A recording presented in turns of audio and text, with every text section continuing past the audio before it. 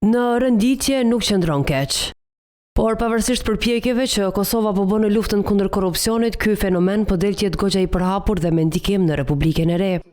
Madje sipas avokatit të popullit Naim Çelaj, korrupsioni po afekton direkt jetën e qytetarëve. Prek thelbësisht jo vetëm të drejtat e njerëzit, por sigurimin e ligjit, edhe barazim para ligjit, edhe çdo aspekt që lidhet me jetën tonë përditshëm, e që përkthym drejtat e njerëzit.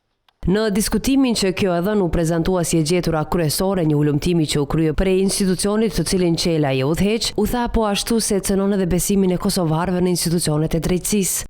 Ndikimi i korrupsionit nuk është vetëm çështje sfidë institucionale, por gjithashtu është edhe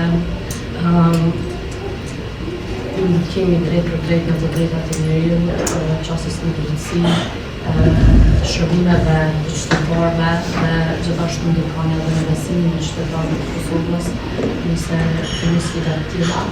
Po zyres avokatit të popullit në nxjerrjen e këtyre konkludimeve ndihmoi edhe Gizi Gjerman dhe Instituti Rinvest.